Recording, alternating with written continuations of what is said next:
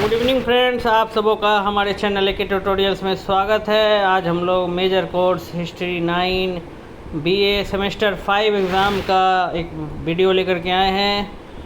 आइए हम लोग पढ़ते हैं। आज का टॉपिक है हमारा पानीपत की तीसरी लड़ाई का कारण और परिणाम। पानीपत की लड़ाई, तीसरी लड़ाई और का कारण और परिणाम के बारे में हमको अध्ययन करना है। आइए पढ़ते हैं। पानीपत की तीसरी लड़ाई 14 जनवरी 1761 को मराठा साम्राज्य और अफ़गान शासक अहमद शाह अब्दाली दुर्रानी के बीच लड़ी गई।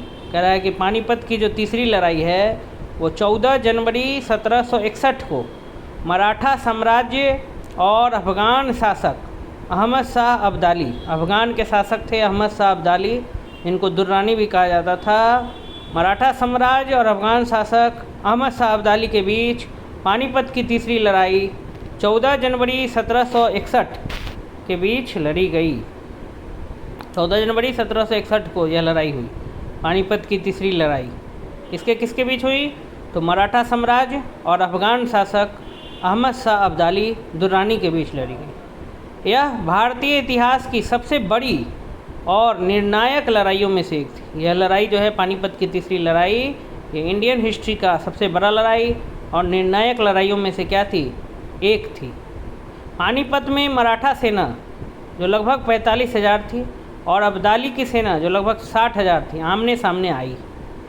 पानीपत में मराठा की सेना और अब्दाली की सेना में लड़ाई हुई, युद्ध हुआ। मराठा सेना लगभग 45,000 और अब्दाली की सेना 60,000, आमने सामने दोनों की लड़ाई हुई। मराठों की रणनीति आक्रामक थी। मराठों की जो पॉलिसी थी वो आक्रामक थी, एग्रेसिव थी, हिंसात्मक थी, लेकिन भोजन और संसाधनों की कमी ने उन्हें कमज़ोर किया। भोजन की कमी और संसाधन की कमी के कारण मराठे जो है वो कमज़ोर पड़ गए अहमद शाह अब्दाली के सामने। अब्दाली ने घेराबंदी और तोपों का बेहतर इस्तेमाल किया और अब्दाली की सेना ने क्या किया? घेराबंदी और तोप, बहुत सारे तोप लाया था, उसका बेहतर इस्तेमाल प्रयोग किया अब्दाली ने।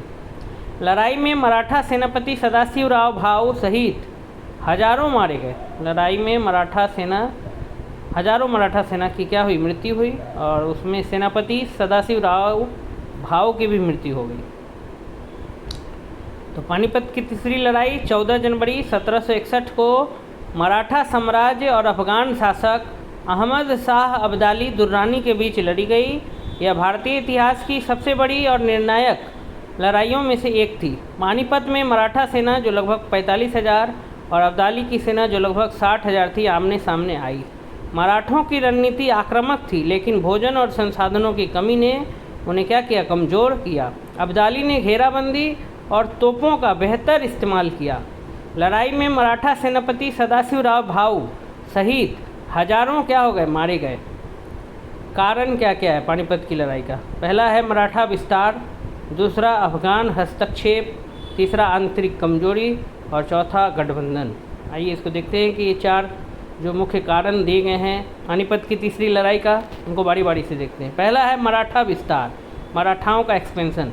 18वीं सदी में मराठों ने उत्तरी भारत में अपनी शक्ति बढ़ाई।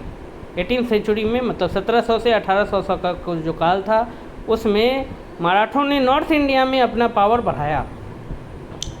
पेशवा बालाजी बाजीराव ने पंजाब तक प्रभाव जमाया। पेशवा बालाजी बाजीराव ने पंजाब तक अपना क्या बनाया? प्रभाव जमाया, जिससे अफ़गानों और स्थानीय शासकों में असंतोष बढ़ा। 18वीं सदी में मराठों ने उत्तरी भारत, नॉर्थ इंडिया में अपनी शक्ति बढ़ाई। पेशवा बालाजी बाजीराव ने पंजाब तक क्या किया? प्रभाव जमाया, जिससे अफ़गानों और स्थानीय शासकों में असंतोष बढ़ा। दूसरा, अफ़गान हस्तक्षेप। अहमद शाह अब्दाली को मुग़ल सम्राट और रोहिल्ला सरदारों ने मराठों के खिलाफ मदद मांगी।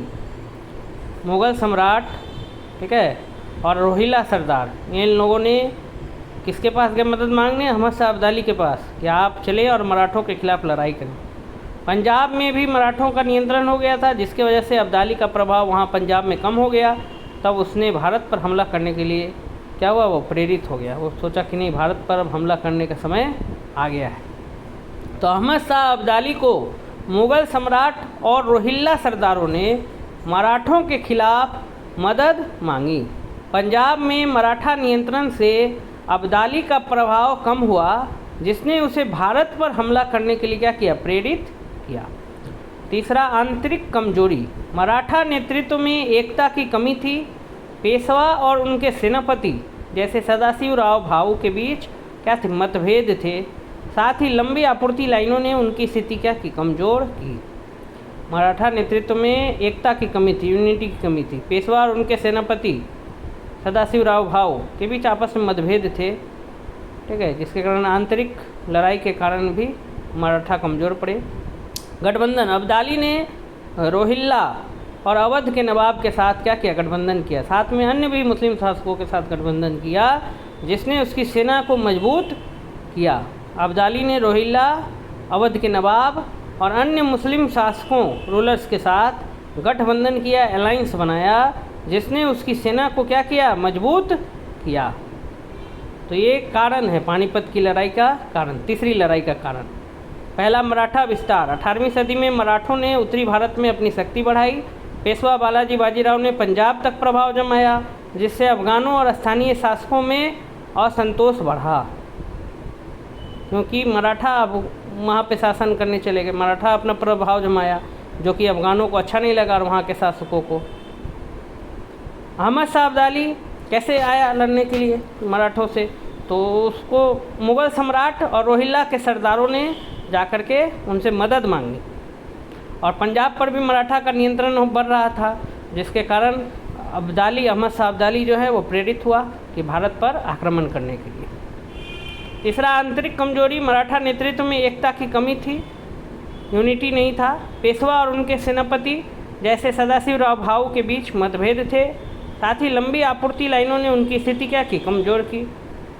अब्दाली ने रोहिल्ला, अवध के नवाब और अन्य मुस्लिम शासकों के साथ गठबंधन किया, जिससे उसकी सेना को क्या हुआ, मजबूती मिली। आइए अगला देखते हैं, परिणाम। उसके परिणाम क्या हुए पानीपत की तीसरी लड़ाई का। तो पानीपत की तीसरी लड़ाई का परिणाम हुआ मराठा शक्ति का पतन, अंग्रेज़ों का उदय, अफगान प्रभाव और क्षेत्रीय अस्थिरता। ये चार परिणाम मुख्य रूप से देखने को मिले पानीपत की तीसरी लड़ाई के। पानीपत की तीसरी लड़ाई के चार मुख्य परिणाम देखने को मिले। पहला, मराठा शक्ति का पतन। इस हार ने मराठा साम्राज्य को कमज़ोर कर दिया। पेशवा बालाजी बाजीराव की मृत्यु जो 1761 में हो गई, उसके बाद आंतरिक कलह बढ़ी, आंतरिक लड़ाई, कलह मने झगड़ा बढ़ी, और मराठा प्रभाव उत्तरी भारत से कम हुआ, नॉर्थ इंडिया से कम हुआ मराठा का प्रभाव।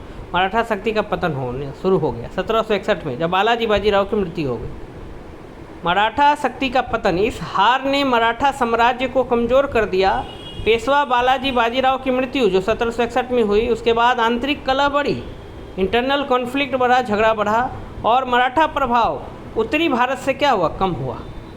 अंग्रेज़ों का उदय। मराठों की कमजोरी से ब्रिटिश ईस्ट इंडिया कंपनी को क्या हुआ, लाभ हुआ। 1818 तक मराठा शक्ति पूरी तरह क्या हो गई, खत्म हो गई, और अंग्रेज़ का उदय हो गया।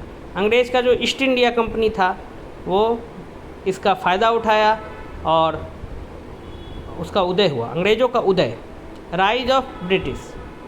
मराठों की कमजोरी से ब्रिटिश ईस्ट इंडिया कंपनी को लाभ हुआ और 1818 तक मराठा शक्ति पूरी तरह खत्म हो गई। तीसरा, अफगान प्रभाव। अब्दाली की जीत अल्पकालिक रही। अब्दाली जीता, परंतु उसकी जीत अल्पकालिक, कुछ समय के लिए रही। अल्प माने कम, छोटे समय के लिए, कालिक, अल्पकालिक। अल्प का उल्टा होता है दीर्घ, दीर्घ माने ज़्यादा लंबा, लॉन्ग समय के लिए। अल्प माने शॉर्ट, शॉर्ट पीरियड के लिए रही। अब्दाली की जीत अल्पकालिक रही, शॉर्ट पीरियड की रही। वह भारत में अस्थायी शासन स्थापित नहीं कर सका, वह भारत में परमानेंट जो रूल है वो नहीं इस्टेब्लिश कर पाया और अफ़गानिस्तान लौट गया।